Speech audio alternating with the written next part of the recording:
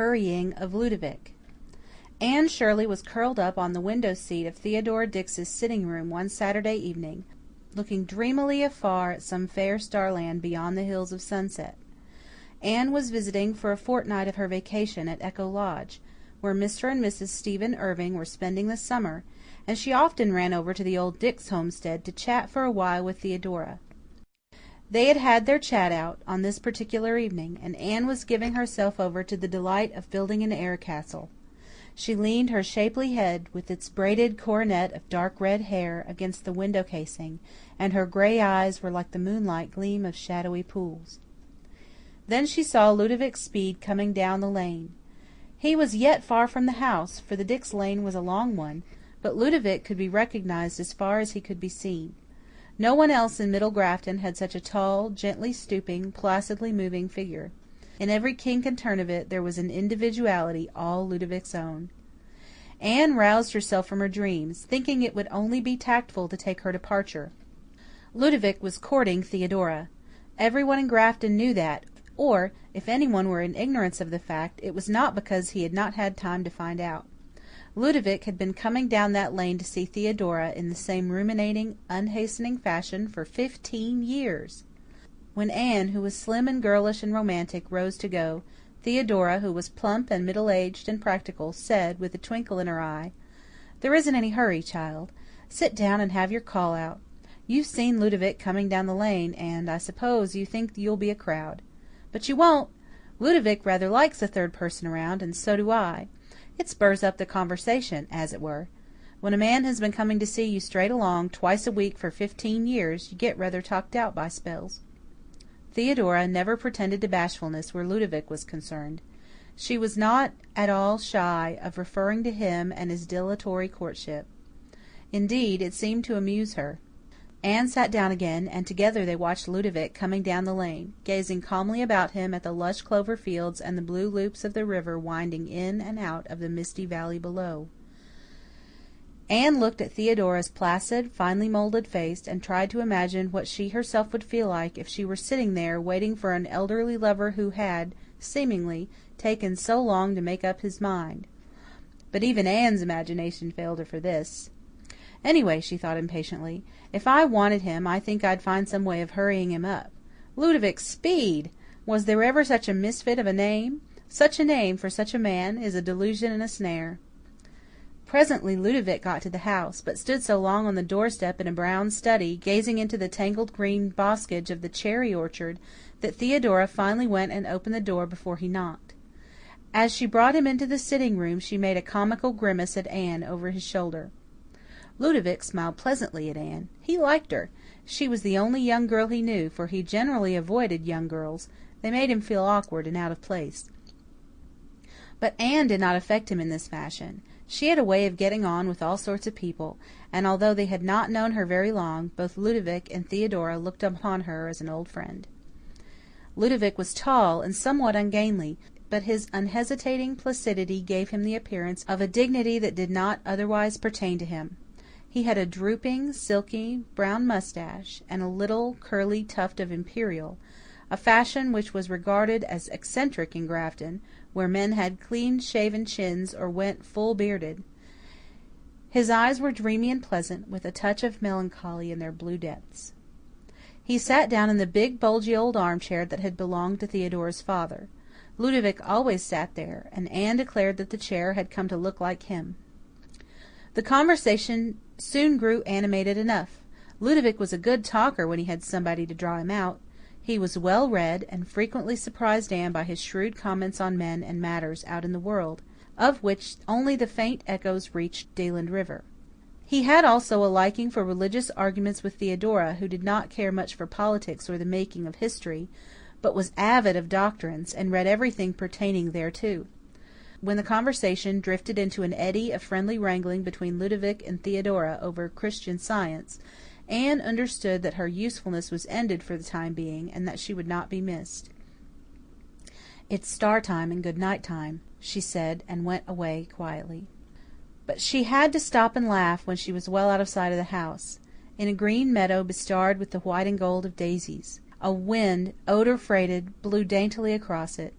Anne leaned against a white birch tree in the corner and laughed heartily, as she was apt to do whenever she thought of Ludovic and Theodora. To her eager youth this courtship of theirs seemed a very amusing thing. She liked Ludovic, but allowed herself to be provoked with him. "The dear, big, irritating goose!" she said aloud. "There never was such a lovable idiot before. He's just like the alligator in the old rhyme, who wouldn't go along, and wouldn't keep still, but just kept bobbing up and down." 2 evenings later, when Anne went over to the Dix place, she and Theodora drifted into a conversation about Ludovic. Theodora, who was the most industrious soul alive, and had a mania for fancy work into the bargain, was busying her smooth, plump fingers with a very elaborate Battenberg lace centerpiece.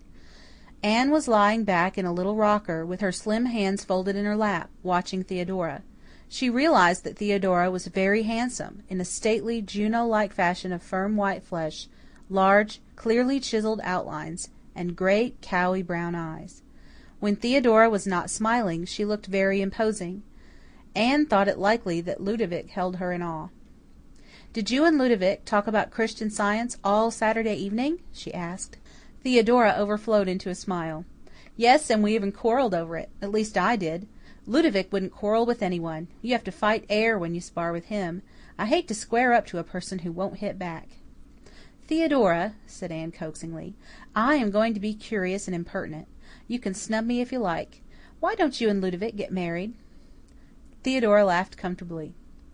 "That's the question Grafton folks have been asking for quite a while, I reckon, Anne.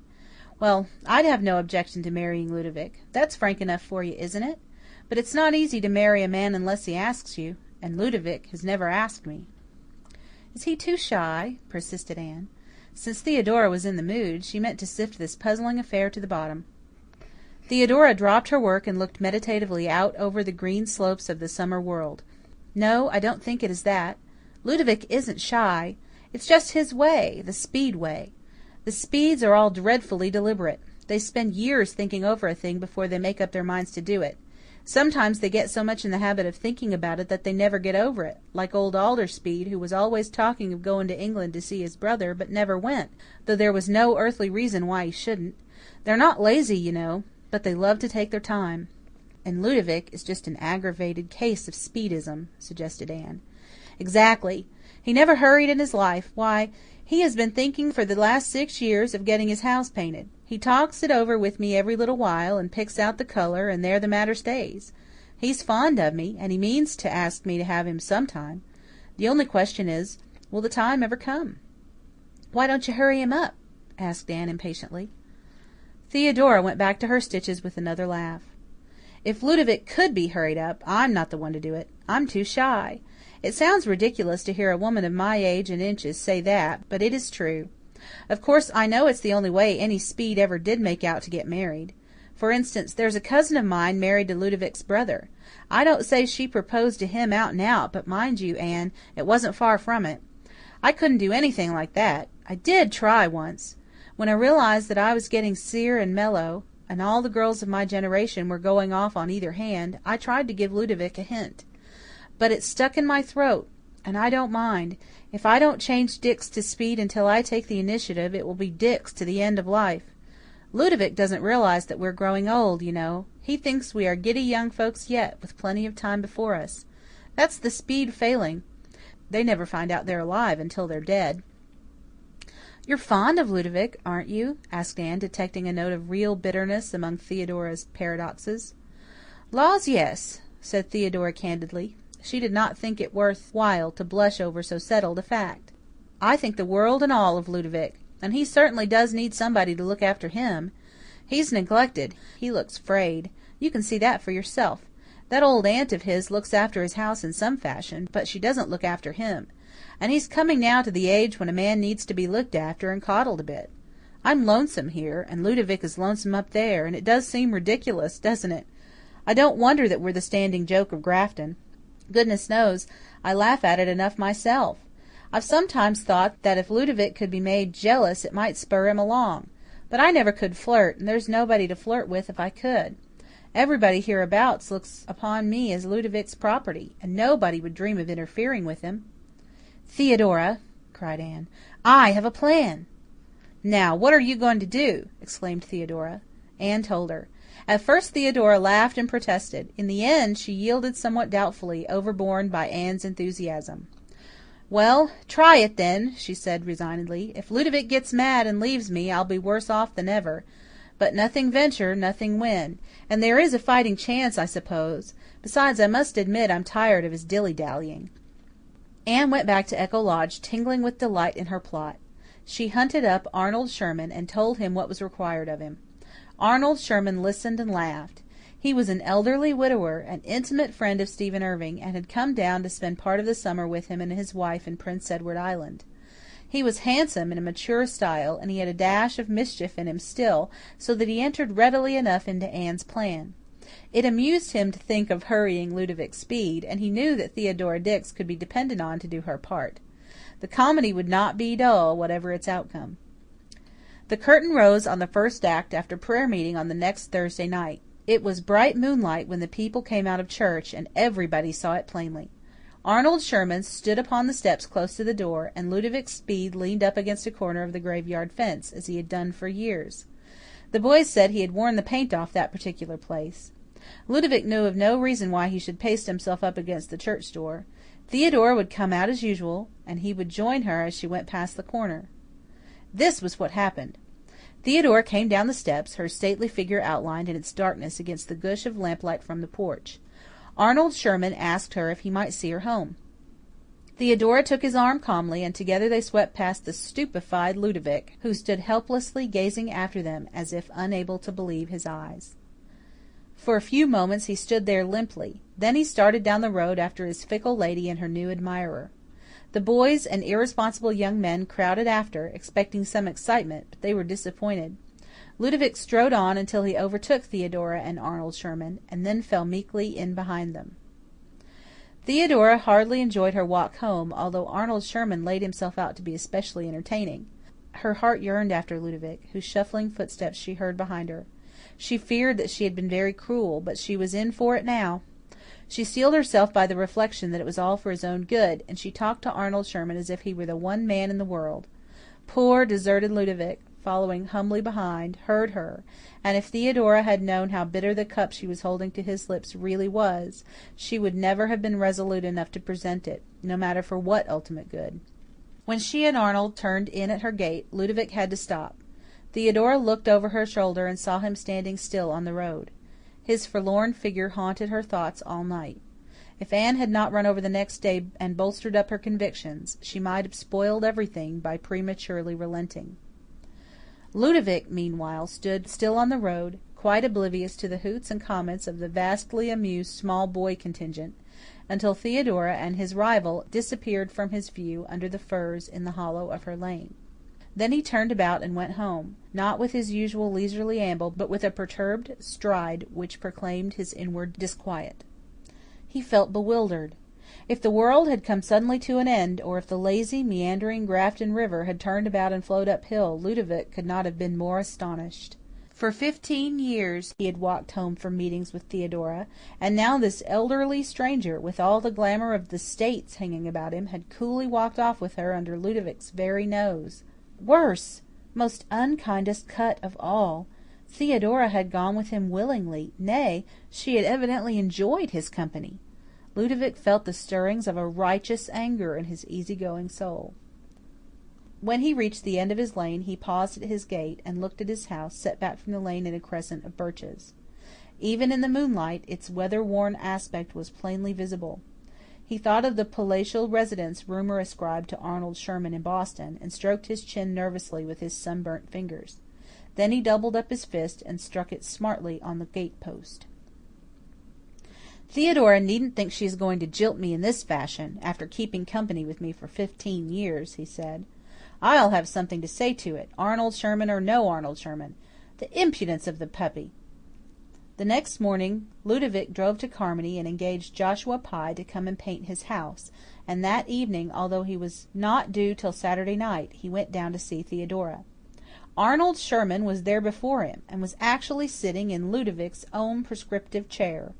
Ludovic had to deposit himself in Theodora's new wicker rocker, where he looked and felt lamentably out of place. If Theodora felt the situation to be awkward, she carried it off superbly. She had never looked handsomer, and Ludovic perceived that she wore her second-best silk dress. He wondered miserably if she had donned it in expectation of his rival's call. She had never put on silk dresses for him. Ludovic had always been the meekest and mildest of mortals, but he felt quite murderous as he sat mutely there and listened to Arnold Sherman's polished conversation. "You should just have been here to see him glowering," Theodora told the delighted Anne the next day. "It may be wicked of me, but I felt real glad. I was afraid he might stay away and sulk. So long as he comes here and sulks, I don't worry. But he is feeling badly enough, poor soul, and I'm really eaten up by remorse. He tried to outstay Mr. Sherman last night, but he didn't manage it. You never saw a more depressed-looking creature than he was as he hurried down the lane. Yes, he actually hurried." The following Sunday evening Arnold Sherman walked to church with Theodora and sat with her. When they came in, Ludovic Speed suddenly stood up in his pew under the gallery. He sat down again at once, but everybody in view had seen him.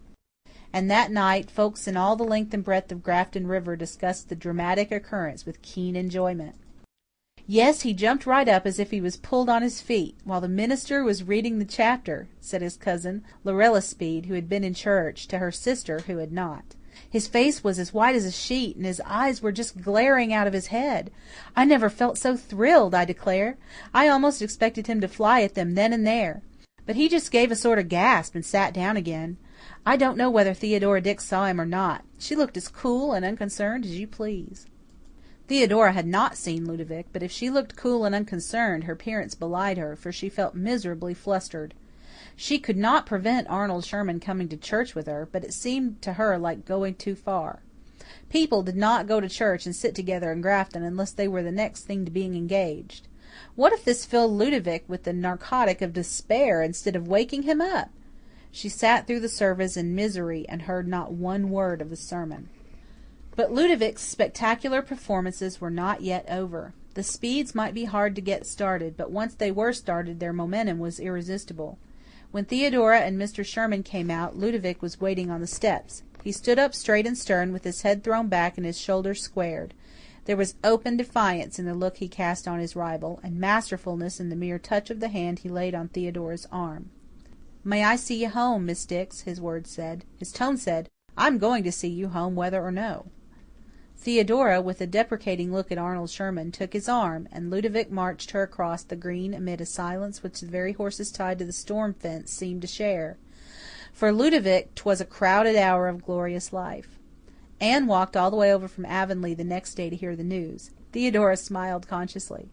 "Yes, it is really settled at last, Anne. Coming home last night, Ludovic asked me plump and plain to marry him, Sunday and all as it was. It's to be right away, for Ludovic won't be put off a week longer than necessary." "So Ludovic Speed has been hurried up to some purpose at last," said Mr. Sherman when Anne called in at Echo Lodge, brimful with her news. "And you are delighted, of course, and my poor pride must be the scapegoat. I shall always be remembered in Grafton as the man from Boston who wanted Theodora Dix and couldn't get her." "But that won't be true, you know," said Anne comfortingly. Arnold Sherman thought of Theodora's ripe beauty, and the mellow companionableness she had revealed in their brief intercourse. "I'm not perfectly sure of that," he said, with a half-laugh. End of Chapter 1. Chapter 2. Old Lady Lloyd. Part 1. The May Chapter. Spencervale gossip always said that Old Lady Lloyd was rich and mean and proud. Gossip, as usual, was 1/3 right and 2/3 wrong. Old Lady Lloyd was neither rich nor mean. In reality, she was pitifully poor, so poor that Crooked Jack Spencer, who dug her garden and chopped her wood for her, was opulent by contrast, for he, at least, never lacked 3 meals a day, and the old lady could sometimes achieve no more than 1. But she was very proud, so proud that she would have died rather than let the Spencervale people, among whom she had queened it in her youth, suspect how poor she was and to what straits was sometimes reduced. She much preferred to have them think her miserly and odd, a queer old recluse who never went anywhere, even to church, and who paid the smallest subscription to the minister's salary of anyone in the congregation. "And her just rolling in wealth," they said indignantly. "Well, she didn't get her miserly ways from her parents. They were real generous and neighbourly. There never was a finer gentleman than old Dr. Lloyd. He was always doing kindnesses to everybody, and he had a way of doing them that made you feel as if you was doing the favour, not him. Well, well, let old Lady Lloyd keep herself and her money to herself if she wants to. If she doesn't want our company, she doesn't have to suffer it, that's all. Reckon she isn't none too happy for all her money and pride. No, the old lady was none too happy. That was unfortunately true. It is not easy to be happy when your life is eaten up with loneliness and emptiness on the spiritual side, and when, on the material side, all you have between you and starvation is the little money your hens bring you in. The old lady lived away back at the old Lloyd place, as it was always called. It was a quaint, low-eaved house with big chimneys and square windows and with spruces growing thickly all around it. The old lady lived there all alone, and there were weeks at a time when she never saw a human being except Crooked Jack. What the old lady did with herself, and how she put in her time, was a puzzle the Spencervale people could not solve. The children believed she amused herself counting the gold in the big black box under her bed. Spencervale children held the old lady in mortal terror. Some of them, the Spencer Road fry, believed she was a witch. All of them would run if, when wandering about the woods in search of berries or spruce gum, they saw at a distance the spare, upright form of the old lady, gathering sticks for her fire. Mary Moore was the only one who was quite sure she was not a witch. "Witches are always ugly," she said decisively, "and old Lady Lloyd isn't ugly. She's real pretty. She's got such a soft white hair, and big black eyes, and a little white face. Those road children don't know what they're talking of.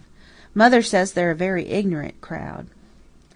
"Well, she doesn't ever go to church, and she mutters and talks to herself all the time she's picking up sticks," maintained Jimmy Kimball stoutly. The old lady talked to herself because she was really very fond of company and conversation. To be sure, when you have talked to nobody but yourself for nearly 20 years, it is apt to grow somewhat monotonous, and there were times when the old lady would have sacrificed everything but her pride for a little human companionship. At such times she felt very bitter and resentful toward fate for having taken everything from her. She had nothing to love, and that is about as unwholesome a condition as is possible to anyone. It was always hardest in the spring. Once upon a time the old lady, when she had not been the old lady, but a pretty, wilful, high-spirited Margaret Lloyd, had loved springs. Now she hated them because they hurt her, and this particular spring of this particular May chapter hurt her more than any that had gone before it. The old lady felt as if she could not endure the ache of it. Everything hurt her. The new green tips on the firs, the fairy mists down in the little beech hollow below the house, the fresh smell of the red earth Crooked Jack spaded up in her garden. The old lady lay awake all one moonlit night and cried for very heartache. She even forgot her body hunger in her soul hunger, and the old lady had been hungry, more or less, all that week. She was living on store biscuits and water so that she might be able to pay Crooked Jack for digging her garden. When the pale, lovely dawn colour came stealing up the sky behind the spruces, the old lady buried her face in her pillow and refused to look at it. "I hate the new day," she said rebelliously. "It will be just like all the other hard, common days. I don't want to get up and live it.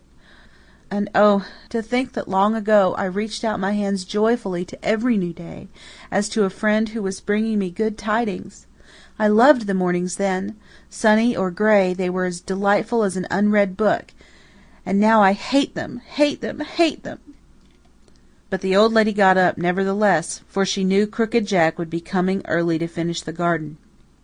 She arranged her beautiful, thick white hair very carefully, and put on her purple silk dress with the little gold spots in it. The old lady always wore silk from motives of economy. It was much cheaper to wear a silk dress that had belonged to her mother than buy a new print at the store. The old lady had plenty of silk dresses which had belonged to her mother. She wore them morning, noon, and night, and Spencervale people considered it an additional evidence of her pride. As for the fashion of them, it was, of course, just because she was too mean to have them made over.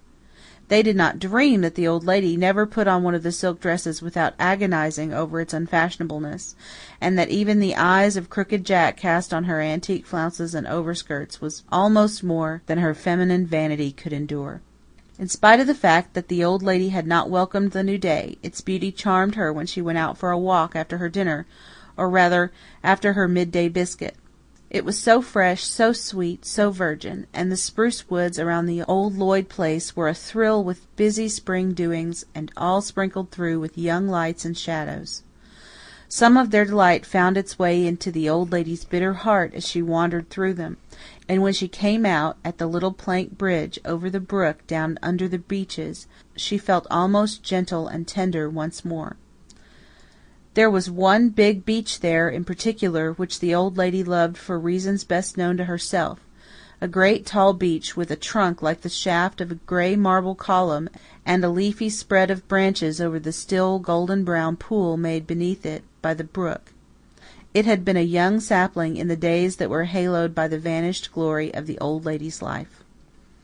The old lady heard childish voices and laughter afar up the lane which led to William Spencer's place just above the woods. William Spencer's front lawn ran out to the main road in a different direction, but this back lane furnished a short cut, and his children always went to school that way. The old lady shrank hastily back behind a clump of young spruces. She did not like the Spencer children because they always seemed so afraid of her. Through the spruce screen she could see them coming gaily down the lane, the two older ones in front, the twins behind, clinging to the hands of a tall, slim young girl, the new music teacher, probably. The old lady had heard from the egg pedlar that she was going to board at William Spencer's, but she had not heard her name. She looked at her with some curiosity as they drew near, and then, all at once, the old lady's heart gave a great bound and began to beat as it had not beaten for years, while her breath came quickly, and she trembled violently. Who could this girl be? Under the new music teacher's straw hat were masses of fine chestnut hair of the very shade and wave that the old lady remembered on another head in vanished years. From under those waves looked large, violet blue eyes with very black lashes and brows, and the old lady knew those eyes as well as she knew her own. And the new music teacher's face, with all its beauty of delicate outline and dainty colouring and glad, buoyant youth, was a face from the old lady's past. A perfect resemblance in every respect save one. The face which the old lady remembered had been weak, with all its charm, but this girl's face possessed a fine, dominant strength, compact of sweetness and womanliness. As she passed by the old lady's hiding place, she laughed at something one of the children said, and oh, but the old lady knew that laughter well. She had heard it before under that very beech tree. She watched them until they disappeared over the wooded hill beyond the bridge, and then she went back home as if she walked in a dream. Crooked Jack was delving vigorously in the garden. Ordinarily the old lady did not talk much with Crooked Jack, for she disliked his weakness for gossip, but now she went into the garden, a stately old figure in her purple gold-spotted silk, with the sunshine gleaming on her white hair. Crooked Jack had seen her go out and had remarked to himself that the old lady was losing ground. She was pale and peaked looking. He now concluded that he had been mistaken. The old lady's cheeks were pink and her eyes shining. Somewhere in her walk she had shed 10 years at least. Crooked Jack leaned on his spade and decided that there weren't many finer-looking women anywhere than old Lady Lloyd. Pity she was such an old miser. "Mr. Spencer," said the old lady graciously. She always spoke very graciously to her inferiors when she talked to them at all. "Can you tell me the name of the new music teacher who is boarding at Mr. William Spencer's?" "Sylvia Gray," said Crooked Jack. The old lady's heart gave another great bound, but she had known it. She had known that the girl with Leslie Gray's hair and eyes and laugh must be Leslie Gray's daughter. Crooked Jack spat on his hand and resumed his work, but his tongue went faster than his spade, and the old lady listened greedily. For the first time she enjoyed and blessed Crooked Jack's garrulity and gossip. Every word he uttered was an apple of gold and a picture of silver to her. He had been working at William Spencer's the day the new music teacher had come, and what Crooked Jack couldn't find out about any person in one day, at least as far as outward life went, was hardly worth finding out. Next to discovering things, he did love telling them, and it would be hard to say which enjoyed that ensuing half-hour more, Crooked Jack or the old lady. Crooked Jack's account, boiled down, amounted to this. Both Miss Gray's parents had died when she was a baby. She had been brought up by an aunt. She was very poor and very ambitious. "Wants a musical education," finished up Captain Jack, "and by jingo, she orter have it, for anything like the voice of her I never heerd. She sung for us that evening after supper, and I thought 'twas an angel singing. It just went through me like a shaft o' light. The Spencer young ones are crazy over her already. She's got 20 pupils around here and in Grafton and Avonlea." When the old lady had found out everything Crooked Jack could tell her, she went into the house and sat down by the window of her little sitting room to think it all over. She was tingling from head to foot with excitement. Leslie's daughter! This old lady had had her romance once. Long ago, 40 years ago, she had been engaged to Leslie Gray, a young college student who taught in Spencervale for the summer term one year, the golden summer of Margaret Lloyd's life. Leslie had been a shy, dreamy, handsome fellow with literary ambitions, which, as he and Margaret both firmly believed, one day would bring him fame and fortune. There had been a foolish, bitter quarrel at the end of that golden summer. Leslie had gone away in anger. Afterwards he had written, but Margaret Lloyd, still in the grasp of her pride and resentment, had sent a harsh answer. No more letters came. Leslie Gray never returned, and one day Margaret wakened to the realization that she had put love out of her life forever. She knew it would never be hers again, and from that moment her feet were turned from youth to walk down the valley of shadow to a lonely, eccentric age. Many years later she heard of Leslie's marriage. Then came news of his death, after a life that had not fulfilled his dreams for him. Nothing more had she heard or known, nothing to this day, when she had seen his daughter pass by her unseeing in the beech hollow. His daughter! And she might have been my daughter, murmured the old lady. Oh, if I could only know her and love her, and perhaps win her love in return! But I cannot. I could not have Leslie Gray's daughter know how poor I am, how low I have been brought. I could not bear that. And to think she is living so near me, the darling, just up the lane and over the hill. I can see her go by every day. I can have that dear pleasure at least. But oh, if I could only do something for her, give her some little pleasure, it would be such a delight. When the old lady happened to go into her spare room that evening, she saw from it a light shining through a gap in the trees on the hill. She knew that it shone from the Spencers' spare room. So it was Sylvia's light. The old lady stood in the darkness and watched it until it went out, watched it with a great sweetness breathing in her heart, such as had risen from old rose leaves when they are stirred. She fancied Sylvia moving about in her room, brushing and braiding her long, glistening hair, laying aside her little trinkets and girlish adornments, making her simple preparations for sleep. When the light went out, the old lady pictured a slight white figure kneeling by the window in the soft starshine, and the old lady knelt down then and there and said her own prayers in fellowship. She said the simple form of words she had always used, but a new spirit seemed to inspire them, and she finished with a new petition. Let me think of something I can do for her, dear father, some little thing that I can do for her. The old lady had slept in the same room all her life, the one looking north into the spruces, and loved it, but the next day she moved into the spare room without a regret.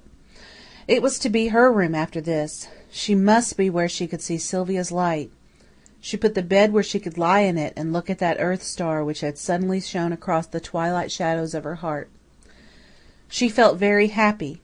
She had not felt happy for many years, but now a strange, new, dreamlike interest, remote from the harsh realities of her existence, but none the less comforting and alluring, had entered into her life. Besides, she had thought of something she could do for Sylvia, a little thing that might give her pleasure. Spencervale people were wont to say regretfully that there were no Mayflowers in Spencervale. The Spencervale young fry, when they wanted Mayflowers, thought they had to go over the barrens at Avonlea, 6 miles away, for them. Old Lady Lloyd knew better. In her many long, solitary rambles she had discovered a little clearing far back in the woods, a southward sloping, sandy hill on a tract of woodland belonging to a man who lived in town, which in spring was starred over with the pink and white of arbutus. To this clearing the old lady betook herself that afternoon, walking through wood lanes and under dim spruce arches like a woman with a glad purpose. All at once the spring was dear and beautiful to her once more, for love had entered again into her heart, and her starved soul was feasting on its divine nourishment. The old lady found a wealth of mayflowers on the sandy hill. She filled her basket with them, gloating over the loveliness which was to give pleasure to Sylvia. When she got home she wrote on a slip of paper, "For Sylvia." It was not likely anyone in Spencervale would know her handwriting, but to make sure she disguised it, writing in round, big letters like a child's. She carried her mayflowers down to the hollow and heaped them in a recess between the big roots of the old beech, with the little note thrust through a stem on top. Then the old lady deliberately hid behind the spruce clump. She had put on her dark green silk on purpose for hiding. She had not long to wait. Soon Sylvia Gray came down the hill with Mattie Spencer. When she reached the bridge she saw the mayflowers and gave an exclamation of delight. Then she saw her name, and her expression changed to wonder. The old lady, peering through the boughs, could have laughed for very pleasure over the success of her little plot. "For me?" said Sylvia, lifting the flowers. "Can they really be for me, Mattie? Who could have left them here?" Mattie giggled. "I believe it was Chris Stewart," she said. "I know he was over at Avonlea last night, and Ma says he's taken a notion to you. She knows by the way he looked at you when you were singing night before last. It would be just like him to do something queer like this. He's such a shy fellow with the girls." Sylvia frowned a little. She did not like Mattie's expressions, but she did like mayflowers, and she did not like Chris Stewart, who had seemed to her merely a nice, modest country boy. She lifted the flowers and buried her face in them. "Anyway, I'm much obliged to the giver, whoever he or she is," she said merrily. "There's nothing I love like mayflowers. Oh, how sweet they are!" When they had passed, the old lady emerged from her hiding place, flushed with triumph.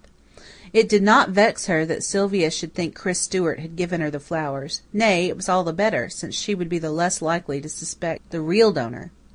The main thing was that Sylvia should have the delight of them. That quite satisfied the old lady, who went back to her lonely house with the cockles of her heart all in a glow. It was soon a matter of gossip in Spencervale that Chris Stewart was leaving mayflowers at the beech hollow for the music teacher every other day. Chris himself denied it, but he was not believed. Firstly, there were no mayflowers in Spencervale. Secondly, Chris had to go to Carmody every other day to haul milk to the butter factory, and mayflowers grew in Carmody. And thirdly, the Stewarts always had a romantic streak in them. Was that not enough circumstantial evidence for anybody?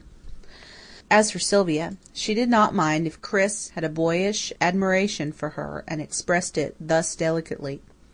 She thought it very nice of him, indeed, when he did not vex her with any other advances, and she was quite content to enjoy his mayflowers. Old Lady Lloyd heard all the gossip about it from the egg pedlar, and listened to him with laughter glimmering far down in her eyes. The egg pedlar went away, and vowed he'd never seen the old lady so spry as she was this spring. She seemed real interested in the young folks' doings. The old lady kept her secret and grew young in it.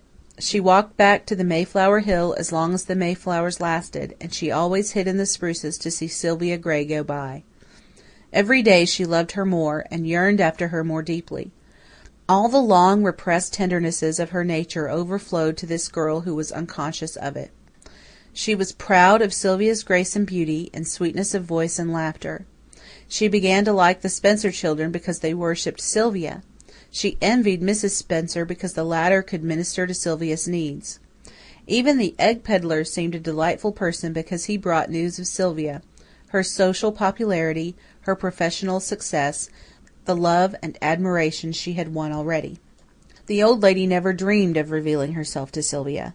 That, in her poverty, was not to be thought of for a moment.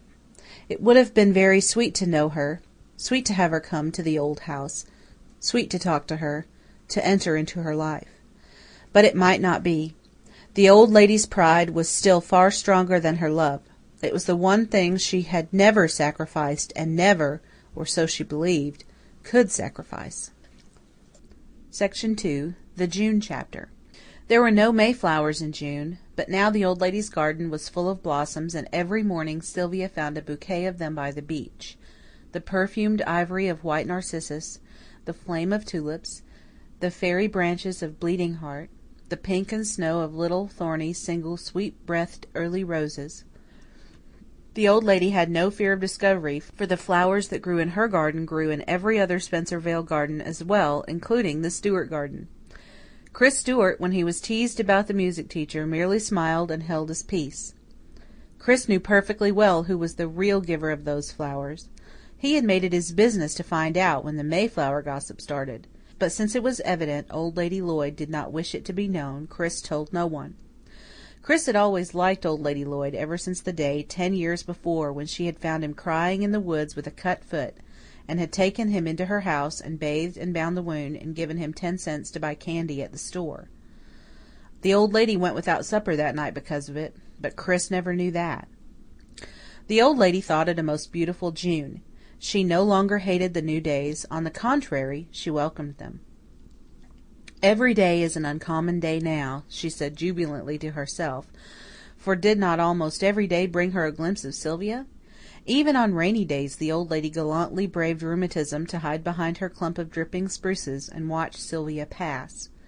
The only days she could not see her were Sundays, and no Sundays had ever seemed so long to Old Lady Lloyd as those June Sundays did. One day the egg pedlar had news for her. "The music teacher is going to sing a solo for collection piece tomorrow," he told her. The old lady's black eyes flashed with interest. "I didn't know Miss Gray was a member of the choir," she said. "Jined 2 Sundays ago. I tell you, our music is something worth listening to now. The church'll be packed to-morrow, I reckon. Her name's gone all over the country for singing. You ought to come and hear it, Miss Lloyd." The peddler said this out of bravado, merely to show he wasn't scared of the old lady, for all her grand airs. The old lady made no answer, and he thought he had offended her. He went away, wishing he hadn't said it. Had he but known it, the old lady had forgotten the existence of all and any egg pedlars. He had blotted himself and his insignificance out of her consciousness by his last sentence. All her thoughts, feelings, and wishes were submerged in a very whirlpool of desire to hear Sylvia sing that solo. She went into the house in a tumult and tried to conquer that desire. She could not do it, even though she summoned all her pride to her aid. Pride said, "You will have to go to church to hear her. You haven't fit clothes to go to church in. Think what a figure you will make before them all." But for the first time a more insistent voice than pride spoke to her soul, and for the first time the old lady listened to it. It was too true that she had never gone to church since the day on which she had to begin wearing her mother's silk dresses. The old lady herself thought that this was very wicked, and she tried to atone by keeping Sunday very strictly, and always having a little service of her own, morning and evening. She sang 3 hymns in her cracked voice, prayed aloud, and read a sermon. But she could not bring herself to go to church in her out-of-date clothes, she who had once set the fashions in Spencervale, and the longer she stayed away, the more impossible it seemed that she should ever again go. Now the impossible had become, not only possible, but insistent. She must go to church and hear Sylvia sing, no matter how ridiculous she appeared, no matter how people talked and laughed at her. Spencervale congregation had a mild sensation the next afternoon. Just before the opening of service, Old Lady Lloyd walked up the aisle and sat down in the long unoccupied Lloyd pew in front of the pulpit. The old lady's very soul was writhing within her. She recalled the reflection she had seen in her mirror before she left, the old black silk in the mode of 30 years agone, and the queer little bonnet of shirred black satin. She thought how absurd she must look in the eyes of her world. As a matter of fact, she did not look in the least absurd. Some women might have, but the old lady's stately distinction of carriage and figure was so subtly commanding that it did away with the consideration of garmenting altogether.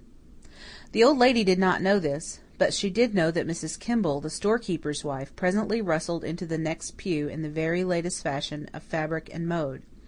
She and Mrs. Kimball were the same age, and there had been a time when the latter had been content to imitate Margaret Lloyd's costumes at a humble distance. But the storekeeper had proposed, and things were changed now, and there sat poor Old Lady Lloyd feeling the change bitterly, and half wishing she had not come to church at all. Then all at once the angel of love touched their foolish thoughts, born of vanity and morbid pride, and they melted away as if they had never been.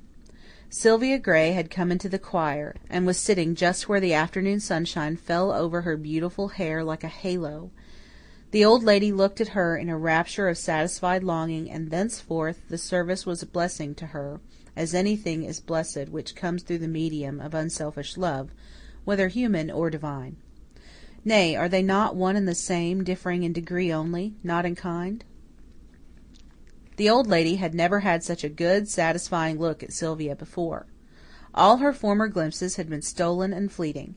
Now she sat and gazed upon her to her hungry heart's content, lingering delightedly over every little charm and loveliness, the way Sylvia's shining hair rippled back from her forehead, the sweet little trick she had of dropping quickly her long-lashed eyelids when she encountered too bold or curious a glance, and the slender, beautifully modelled hands, so like Leslie Gray's hands, that held her hymn book.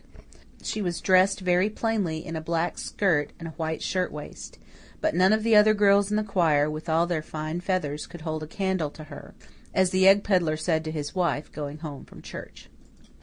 The old lady listened to the opening hymns with keen pleasure. Sylvia's voice thrilled through and dominated them all, but when the ushers got up to take the collection, an undercurrent of subdued excitement flowed over the congregation. Sylvia rose and came forward to Janet Moore's side at the organ. The next moment her beautiful voice soared through the building like the very soul of melody, true, clear, powerful, sweet. Nobody in Spencervale had ever listened to such a voice, except old Lady Lloyd herself, who, in her youth, had heard enough good singing to enable her to be a tolerable judge of it. She realized instantly that this girl of her heart had a great gift, a gift that would some day bring her fame and fortune, if it could be duly trained and developed. "Oh, I'm so glad I came to church," thought Old Lady Lloyd.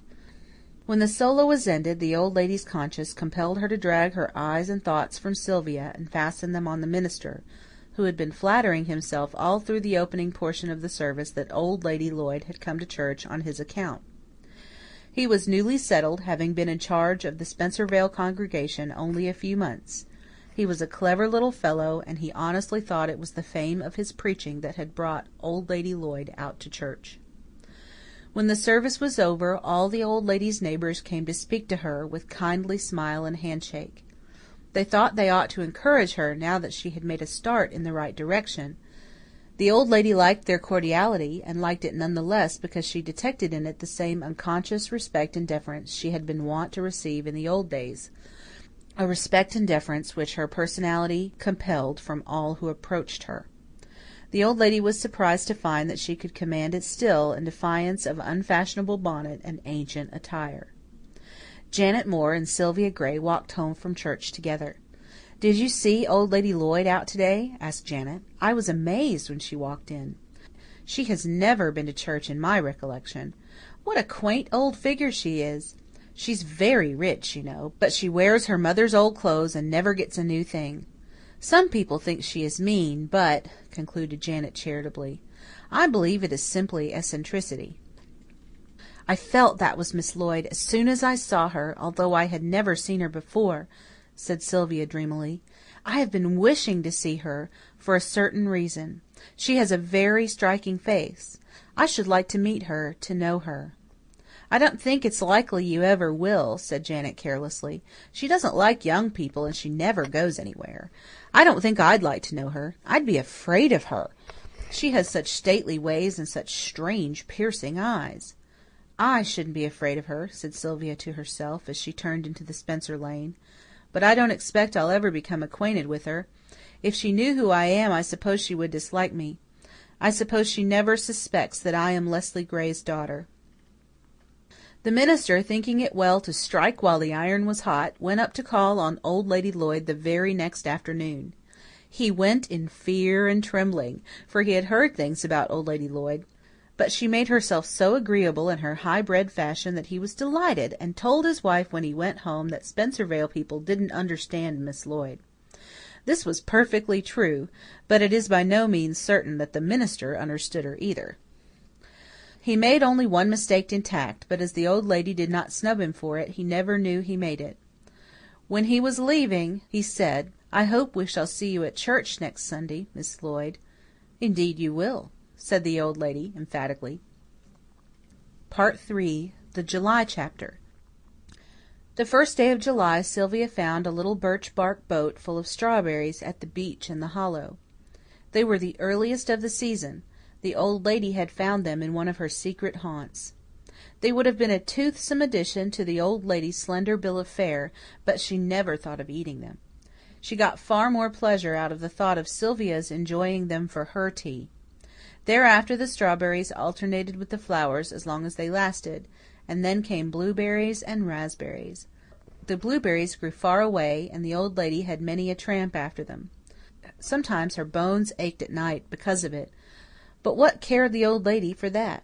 Bone ache is easier to endure than soul ache, and the old lady's soul had stopped aching for the first time in many a year. It was being nourished with heavenly manna. One evening Crooked Jack came up to fix something that had gone wrong with the old lady's well. The old lady wandered affably out to him, for she knew he had been working at the Spencers all day, and there might be crumbs of information about Sylvia to be picked up. "I reckon the music teacher's feeling pretty blue this evening," Crooked Jack remarked, after straining the old lady's patience to the last verge of human endurance by expatiating on William Spencer's new pump, and Mrs. Spencer's new washing machine, and Amelia Spencer's new young man. "Why?" asked the old lady, turning very pale. Had anything happened to Sylvia? "Well, she's been invited to a big party at Mrs. Moore's brother's in town, and she hasn't got a dress to go in," said Crooked Jack. "They're all great swells, and everybody will be got up regardless. Mrs. Spencer was telling me about it. She says Miss Gray can't afford a new dress because she's helping to pay her aunt's doctor's bills. She says she's sure Miss Gray feels awful disappointed over it, although she doesn't let on. But Mrs. Spencer says she knows she was crying after she went to bed last night." The old lady turned and went into the house abruptly. This was dreadful. Sylvia must go to that party. She must! But how was it to be managed? Through the old lady's brain passed wild thoughts of her mother's silk dresses, but none of them would be suitable even if there were time to make one over. Never had the old lady so bitterly regretted her vanished wealth. "I've only $2 in the house," she said, "and I've got to live on that till the next day the egg pedlar comes round. Is there anything I can sell? Anything?" Yes, the grape jug. Up to this time the old lady would as soon thought of trying to sell her head as the grape jug. The grape jug was 200 years old and had been in the Lloyd family ever since it was a jug at all. It was a big pot-bellied affair, festooned with pink gilt grapes, and with a verse of poetry printed on one side, and it had been given as a wedding present to the old lady's great-grandmother. As long as the old lady could remember, it had sat on the top shelf in the cupboard in the sitting-room wall, far too precious ever to be used.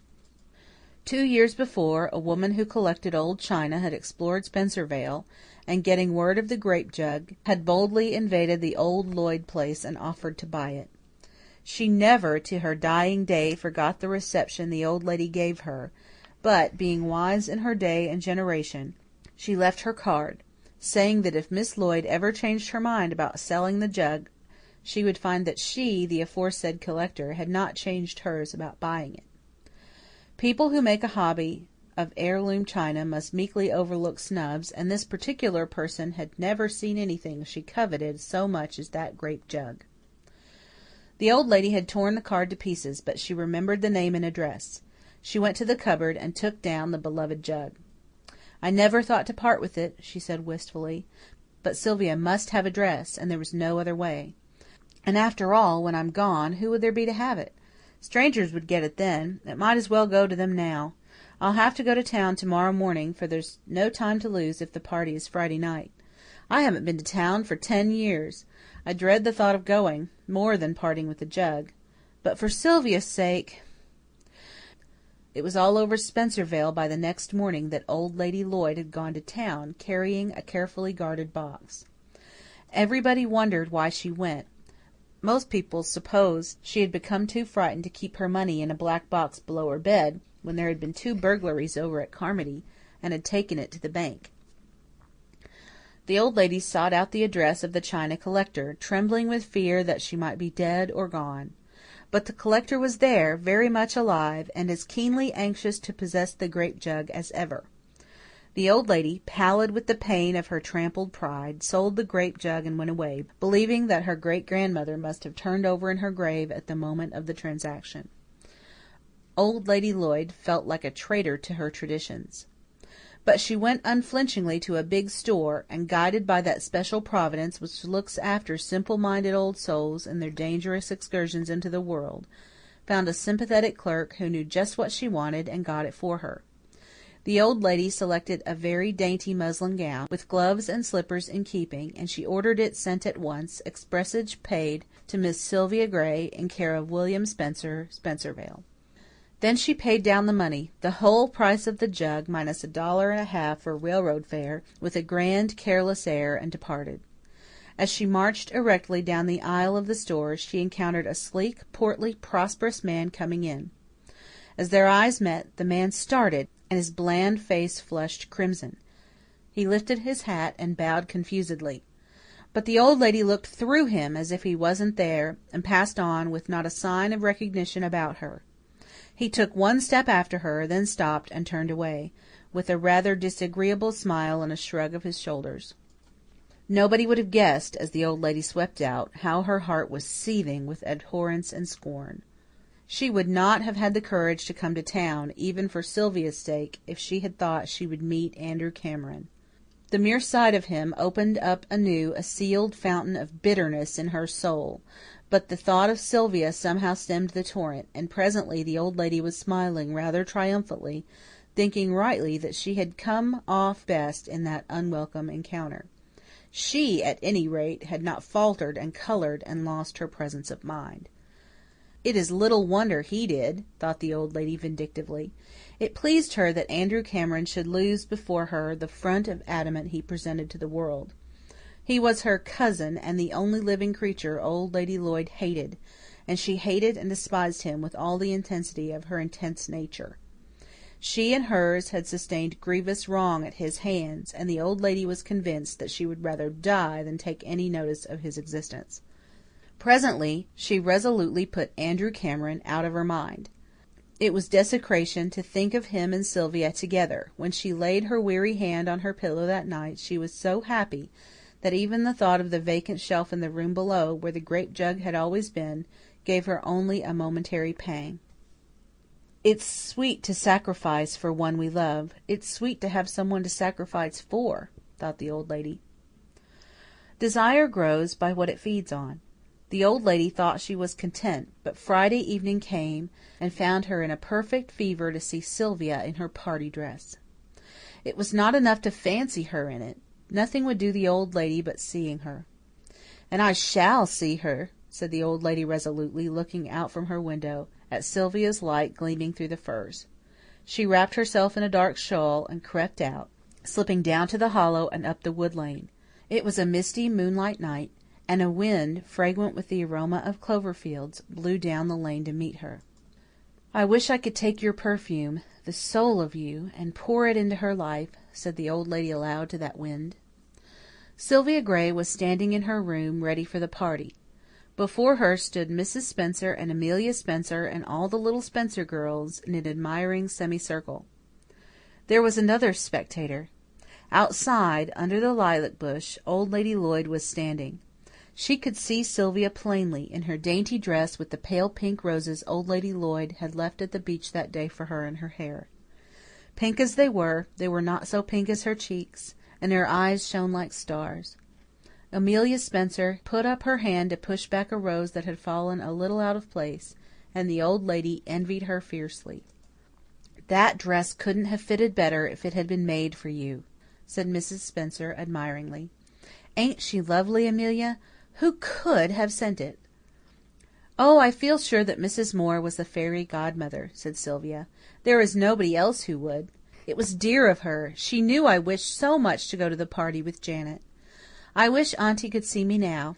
Sylvia gave a little sigh in spite of her joy. "There's nobody else to care very much." "Ah, Sylvia, you were wrong. There was somebody else, somebody who cared very much, an old lady with eager, devouring eyes, who was standing under the lilac bush, and who presently stole away through the moonlit orchard to the woods like a shadow, going home with a vision of you in your girlish beauty to companion her through the watches of that summer night. Part 4. The August Chapter. One day the minister's wife rushed in where Spencervale people had feared to tread, went boldly to old Lady Lloyd, and asked her if she wouldn't come to their sewing circle, which met fortnightly on Saturday afternoons. "We are filling a box to send to our Trinidad missionary," said the minister's wife, "and we should be so pleased to have you come, Miss Lloyd." The old lady was on the point of refusing rather haughtily. Not that she was opposed to missions, or sewing circles either, quite the contrary, but she knew that each member of the circle was expected to pay 10 cents a week for the purpose of procuring sewing materials, and the poor old lady really did not see how she could afford it. But a sudden thought checked her refusal before it reached her lips. "I suppose some of the young girls go to the circle," she said craftily. "Oh, they all go," said the minister's wife. "Janet Moore and Miss Gray are our most enthusiastic members. It is very lovely of Miss Gray to give her Saturday afternoons, the only ones she has free from pupils, to our work. But she really has the sweetest disposition." "I'll join your circle," said the old lady promptly. She was determined she would do it, if she had to live on 2 meals a day to save the necessary fee. She went to the sewing circle at James Martin's the next day, and did the most beautiful hand sewing for them. She was so expert at it that she didn't need to think about it at all, which was rather fortunate, for all her thoughts were taken up with Sylvia, who sat in the opposite corner with Janet Moore, her graceful hands busy with a little boy's coarse gingham shirt. Nobody thought of introducing Sylvia to old Lady Lloyd, and the old lady was glad of it. She sewed finely away, and listened with all her ears to the girlish chatter which went on in the opposite corner. One thing she found out: Sylvia's birthday was the 20th of August, and the old lady was straightway fired with a consuming wish to give Sylvia a birthday present. She lay awake most of the night wondering if she could do it, and most sorrowfully concluded that it was utterly out of the question, no matter how she might pinch and contrive. Old Lady Lloyd worried quite absurdly over this, and it haunted her like a spectre until the next sewing circle day. It met at Mrs. Moore's, and Mrs. Moore was especially gracious to old Lady Lloyd, and insisted on her taking the wicker rocker in the parlour. The old lady would rather have been in the sitting room with the young girls, but she submitted for courtesy's sake, and she had her reward. Her chair was just behind the parlour door, and presently Janet Moore and Sylvia Gray came and sat on the stairs in the hall outside, where a cool breeze blew in through the maples before the front door. They were talking of their favourite poets. Janet, it appeared, adored Byron and Scott. Sylvia leaned to Tennyson and Browning. "Do you know," said Sylvia softly, "my father was a poet? He published a little volume of verse once, and Janet, I've never seen a copy of it, and oh, how I would love to. It was published when he was at college, just a small private edition to give his friends. He never published any more. Poor father! I think life disappointed him. But I have such a longing to see that little book of his verse. I haven't a scrap of his writings. If I had, it would seem as if I possessed something of him, of his heart, his soul, his inner life.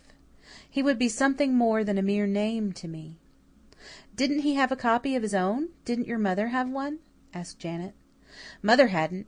She died when I was born, you know, but Aunty says there was no copy of Father's poems among Mother's books. Mother didn't care for poetry, Aunty says. Aunty doesn't either. Father went to Europe after Mother died, and he died there the next year. Nothing that he had with him was ever sent home to us. He had sold most of his books before he went, but he gave a few of his favourite ones to Aunty to keep for me. His book wasn't among them. I don't suppose I shall ever find a copy, but I should be so delighted if only I could." When the old lady got home, she took from her top bureau drawer an inlaid box of sandalwood. It held a little, slim, limp volume, wrapped in tissue paper, the old lady's most treasured possession.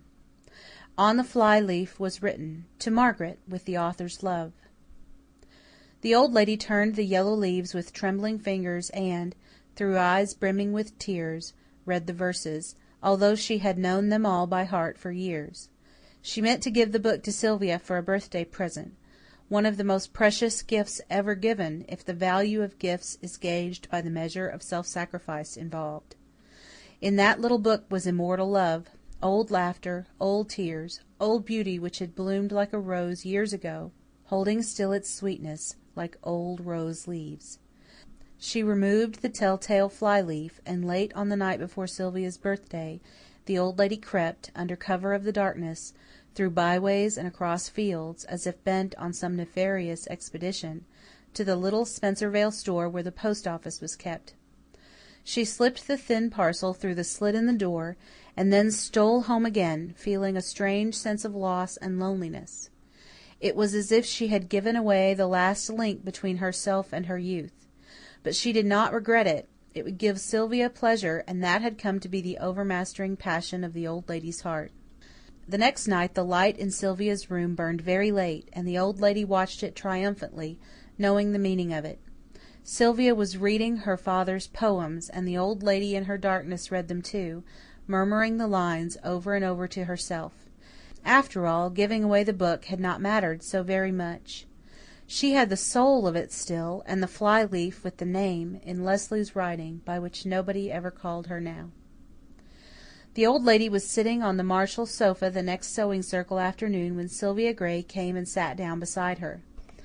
The old lady's hands trembled a bit, and one side of a handkerchief, which was afterwards given as a Christmas present to a little olive-skinned coolie in Trinidad, was not quite so exquisitely done as the other three sides.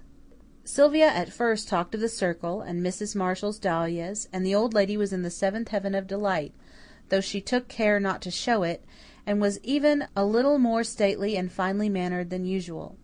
When she asked Sylvia how she liked living in Spencervale, Sylvia said, "Very much. Everybody is so kind to me. Besides," Sylvia lowered her voice so that nobody but the old lady could hear it, "I have a fairy godmother here who does the most beautiful and wonderful things for me." Sylvia, being a girl of fine instincts, did not look at Old Lady Lloyd as she said this. But she would not have seen anything if she had looked. The old lady was not a Lloyd for nothing. "How very interesting," she said, indifferently. "Isn't it? I am so grateful to her, and I have wished so much she might know how much pleasure she has given me. I have found lovely flowers and delicious berries on my path all summer. I feel sure she sent me my party dress. But the dearest gift came last week on my birthday, a little volume of my father's poems. I can't express what I felt on receiving them, but I longed to meet my fairy godmother and thank her." "Quite a fascinating mystery, isn't it? Have you really no idea who she is?" The old lady asked this dangerous question with marked success. She would not have been so successful if she had not been so sure that Sylvia had no idea of the old romance between her and Leslie Gray. As it was, she had a comfortable conviction that she herself was the very last person Sylvia would be likely to suspect. Sylvia hesitated for an almost unnoticeable moment. Then she said, "I haven't tried to find out, because I don't think she wants me to know.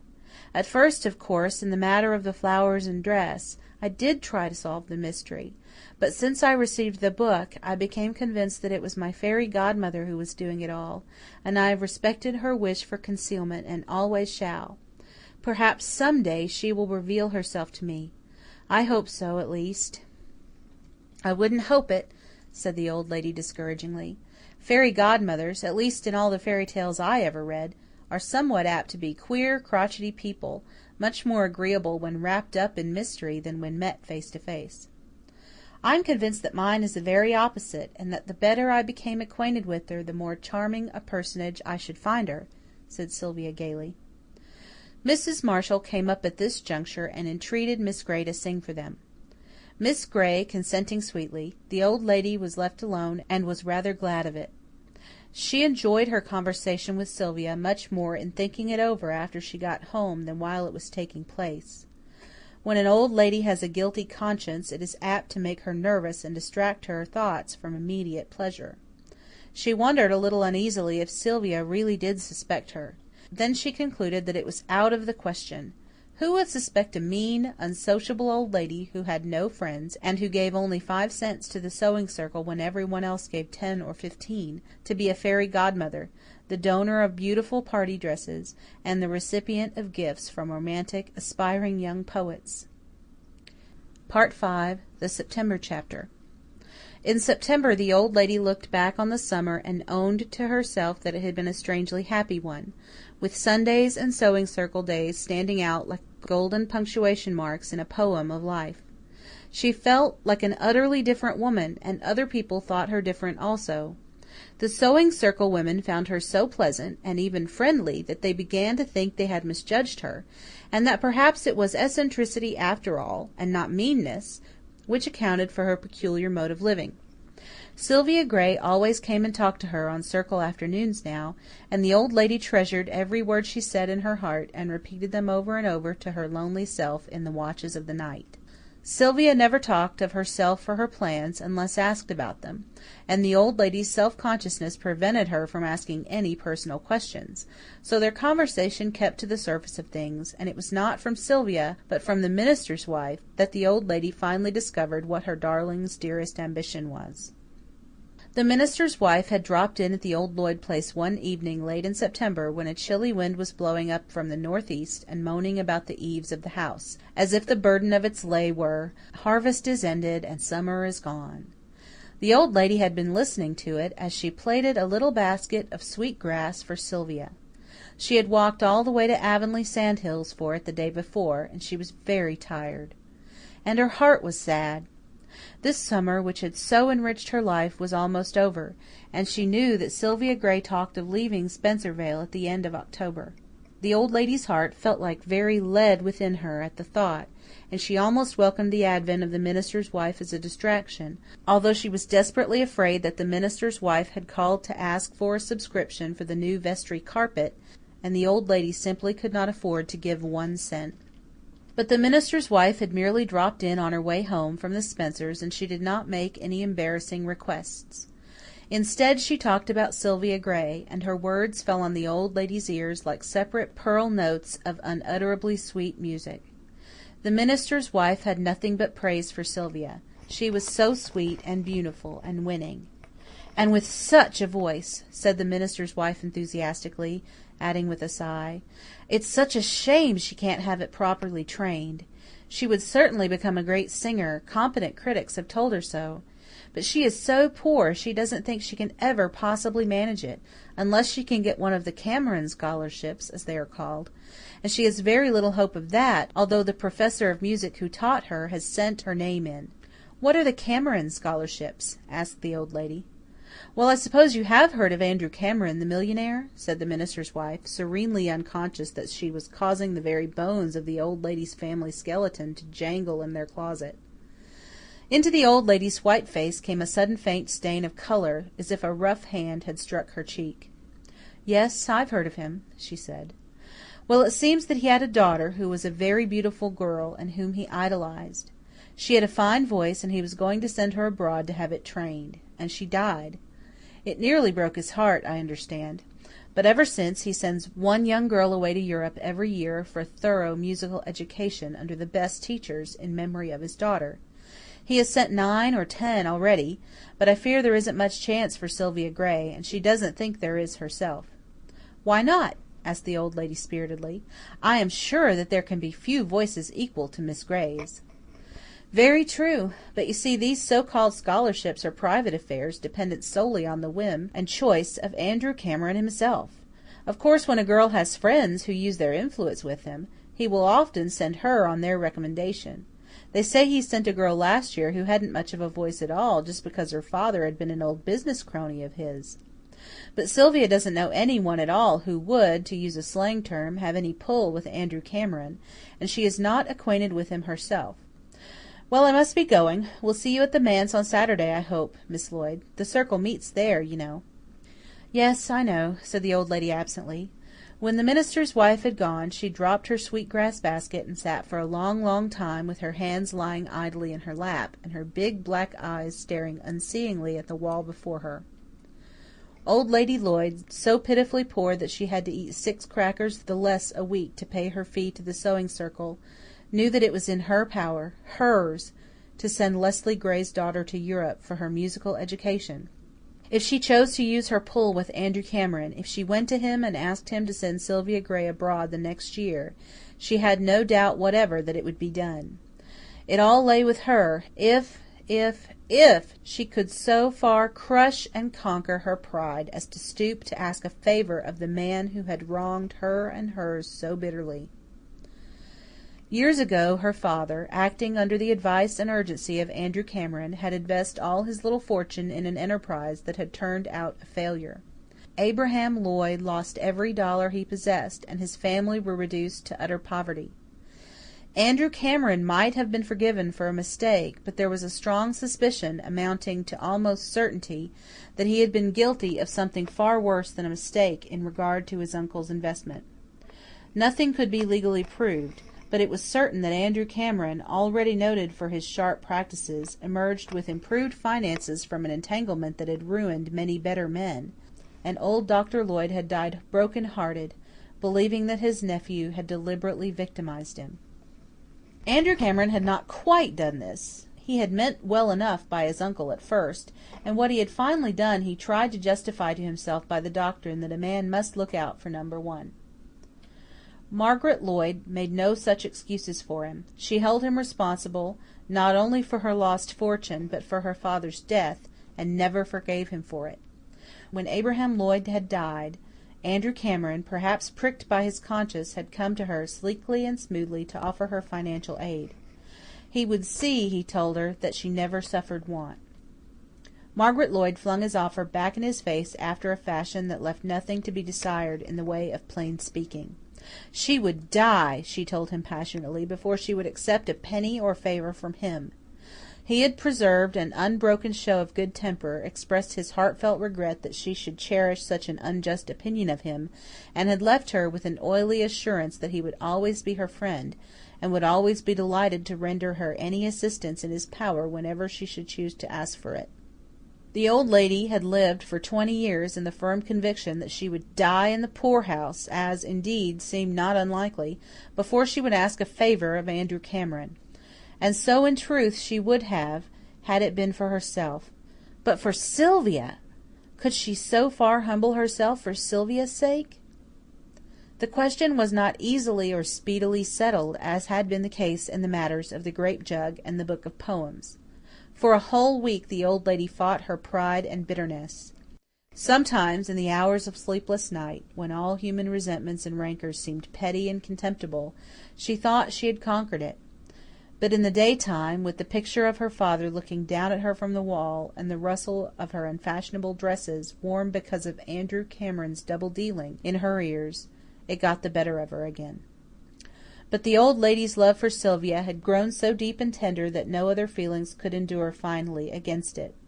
Love is a great miracle worker, and never had its power been more strongly made manifest than on the cold, dull autumn morning when the old lady walked to Bright River Railway Station and took the train to Charlottetown, bent on an errand the very thought of which turned her soul sick within her.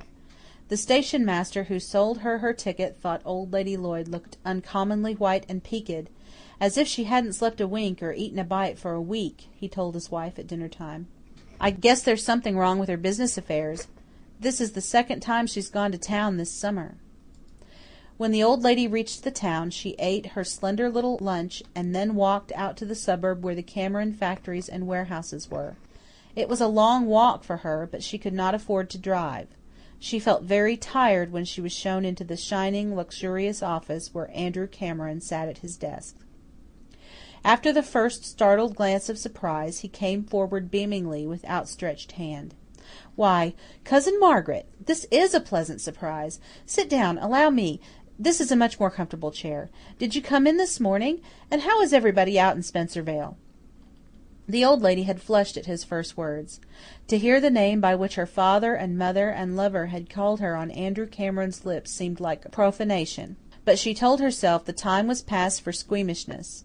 If she could ask a favour of Andrew Cameron, she could bear lesser pangs. For Sylvia's sake she shook hands with him. For Sylvia's sake she sat down in the chair he offered. But for no living human being's sake could this determined old lady infuse any cordiality into her manner or words. She went straight to the point with Lloyd's simplicity. "I have come to ask a favour of you," she said, looking him in the eye, not at all humbly or meekly, as became a suppliant, but challengingly and defiantly, as if she dared him to refuse. "Dee-lighted to hear it, Cousin Margaret." Never was anything so bland and gracious as his tone. "Anything I can do for you I shall be only pleased to do. I am afraid you have looked upon me as an enemy, Margaret, and I assure you I have felt your injustice keenly. I realize that some appearances were against me, but—" The old lady lifted her hand and stemmed his eloquence by that one gesture. "I did not come here to discuss that matter," she said. "We will not refer to the past, if you please. I came to ask a favour, not for myself, but for a very dear young friend of mine, a Miss Gray, who has a remarkably fine voice which she wishes to have trained. She is poor, so I came to ask you if you would give her one of your musical scholarships. I understand her name has already been suggested to you with a recommendation from her teacher. I do not know what he has said of her voice, but I do know that he could hardly overrate it. If you send her abroad for training, you will not make any mistake." The old lady stopped talking. She felt sure Andrew Cameron would grant her request, but she did hope he would grant it rather rudely or unwillingly. She could accept the favour so much more easily if it were flung to her like a bone to a dog. But not a bit of it. Andrew Cameron was suaver than ever. Nothing could give him greater pleasure than to grant his dear cousin Margaret's request. He only wished it involved more trouble on his part. Her little protégée should have her musical education assuredly. She should go abroad next year, and he was delighted.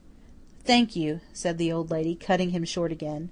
"I am much obliged to you, and I ask you not to let Miss Gray know anything of my interference. And I shall not take up any more of your valuable time. Good afternoon." "Oh, you mustn't go so soon," he said, with some real kindness or clannishness permeating the hateful cordiality of his voice, for Andrew Cameron was not entirely without the homely virtues of the average man.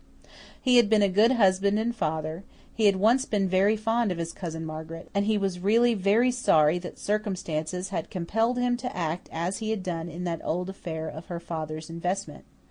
"You must be my guest tonight." "Thank you. I must return home tonight," said the old lady firmly, and there was that in her tone which told Andrew Cameron that it would be useless to urge her. But he insisted on telephoning for his carriage to drive her to the station. The old lady submitted to this, because she was secretly afraid her own legs would not suffice to carry her there. She even shook hands with him at parting, and thanked him for a second time for granting her request. "Not at all," he said.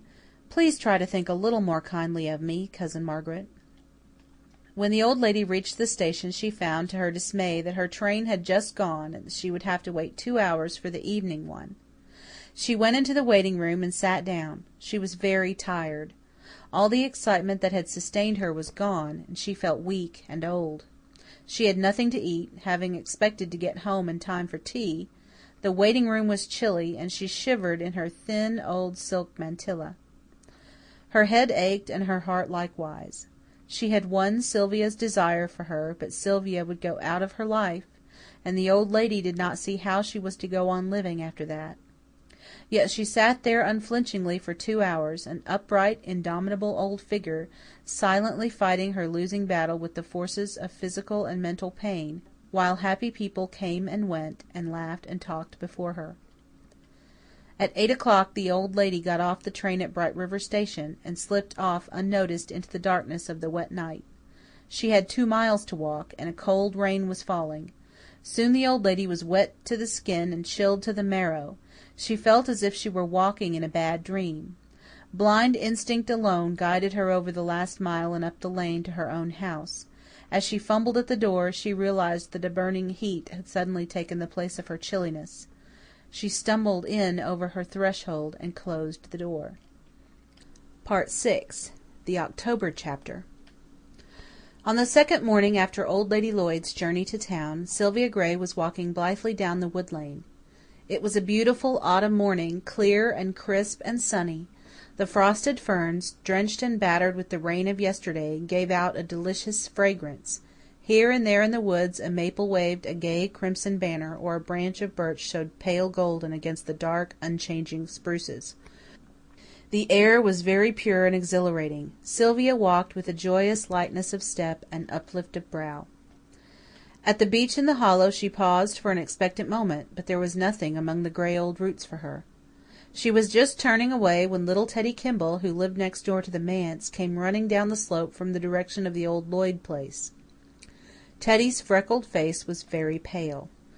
"Oh, Miss Gray," he gasped. "I guess old Lady Lloyd has gone clean crazy at last.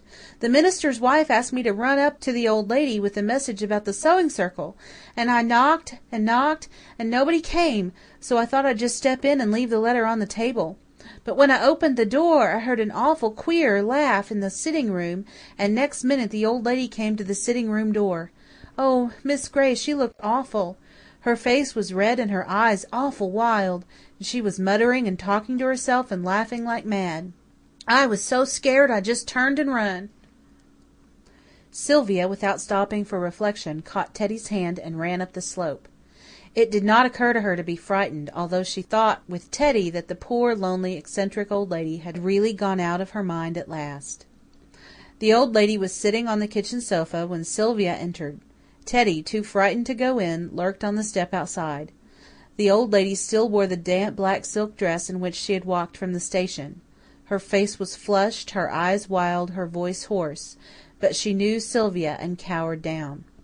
"Don't look at me," she moaned. "Please go away. I can't bear that you should know how poor I am. You're to go to Europe. Andrew Cameron is going to send you. I asked him. He couldn't refuse me. But please go away." Sylvia did not go away. At a glance she had seen that this was sickness and delirium, not insanity. She sent Teddy off in hot haste for Mrs. Spencer, and when Mrs. Spencer came they induced the old lady to go to bed, and sent for the doctor. By night everybody in Spencervale knew that old Lady Lloyd had pneumonia. Mrs. Spencer announced that she meant to stay and nurse the old lady. Several other women offered assistance. Everybody was kind and thoughtful, but the old lady did not know it. She did not even know Sylvia Gray, who came and sat by her every minute she could spare. Sylvia Gray now knew all that she had suspected. The old lady was her fairy godmother. The old lady babbled of Sylvia incessantly, revealing all her love for her, betraying all the sacrifices she had made. Sylvia's heart ached with love and tenderness, and she prayed earnestly that the old lady might recover. "I want her to know that I give her love for love," she murmured. Everybody knew now how poor the old lady really was.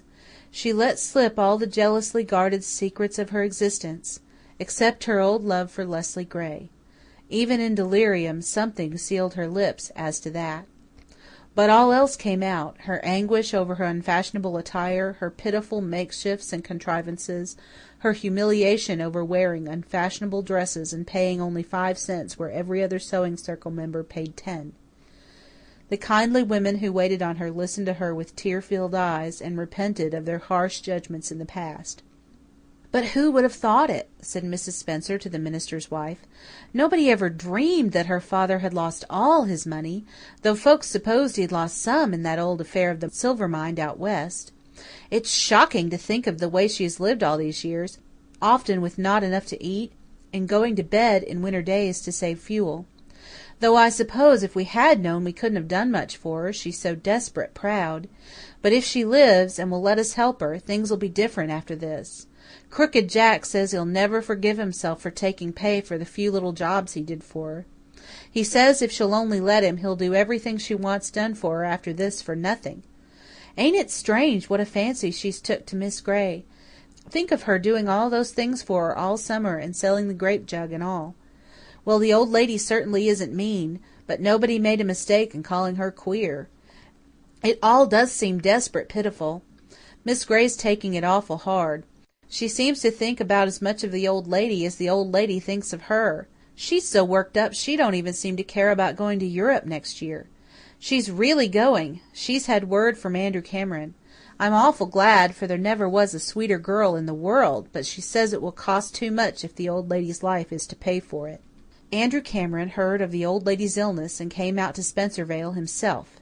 He was not allowed to see the old lady, of course, but he told all concerned that no expense or trouble was to be spared. and the Spencervale doctor was instructed to send his bill to Andrew Cameron and hold his peace about it. Moreover, when Andrew Cameron went back home, he sent a trained nurse out to wait on the old lady, a capable, kindly woman who contrived to take charge of the case without offending Mrs. Spencer, than which no higher tribute could be paid to her tact. The old lady did not die. The Lloyd constitution brought her through. One day, when Sylvia came in, the old lady smiled up at her, with a weak, faint, sensible smile, and murmured her name, and the nurse said that the crisis was past. The old lady made a marvellously patient and tractable invalid. She did just as she was told, and accepted the presence of the nurse as a matter of course. But one day, when she was strong enough to talk a little, she said to Sylvia, "I suppose Andrew Cameron sent Miss Hayes here, did he?" "Yes," said Sylvia, rather timidly. The old lady noticed the timidity and smiled, with something of her old humour and spirit in her black eyes. "Time has been when I'd have packed off, unceremoniously, any person Andrew Cameron sent here," she said. "But, Sylvia, I have gone through the valley of the shadow of death, and I have left pride and resentment behind me forever, I hope. I no longer feel as I felt toward Andrew. I can even accept a personal favour from him now. At last I can forgive him for the wrong he did me and mine. Sylvia, I find that I have been letting no ends of cats out of bags in my illness. Everybody knows how poor I am, but I don't seem to mind it a bit. I'm only sorry that I ever shut my neighbours out of my life because of my foolish pride. Everyone has been so kind to me, Sylvia. In the future, if my life is spared, it's going to be a very different sort of life. I'm going to open it to all the kindness and companionship I can find in young and old. I'm going to help them all I can and let them help me. I can help people. I've learned that money isn't the only power for helping people. Anyone who has sympathy and understanding to give has a treasure that is without money and without price. And oh, Sylvia, you've found out what I never meant you to know. But I don't mind that now, either." Sylvia took the old lady's thin white hand and kissed it. "I can never thank you enough for what you have done for me, dearest Miss Lloyd," she said earnestly. "And I am so glad that all mystery is done away with between us, and I can love you as much and as openly as I've longed to do. I am so glad and so thankful that you love me, dear fairy godmother." "Do you know why I love you so?" said the old lady wistfully. "Did I let that out in my raving too?" "No, but I think I know. It is because I am Leslie Gray's daughter, isn't it? I know that father loved you. His brother, Uncle Willis, told me all about it." "I spoiled my own life because of my wicked pride," said the old lady sadly. "But you will love me in spite of it all, won't you, Sylvia? And will you come to see me sometimes, and write to me after you go away?" "I am coming to see you every day," said Sylvia. "I am going to stay in Spencervale for a whole year yet, just to be near you. And next year, when I go to Europe, thanks to you, fairy godmother, I'll write you every day. We are going to be the best of chums, and we're going to have a most beautiful year of comradeship." The old lady smiled contentedly. Out in the kitchen, the minister's wife, who had brought up a dish of jelly, was talking to Mrs. Spencer about the sewing circle. Through the open window, where the red vines hung, came the pungent, sun-warm October air. The sunshine fell over Sylvia's chestnut hair like a crown of glory and youth. "I do feel so perfectly happy," said the old lady, with a long, rapturous breath. End of Chapter 2, Part 6.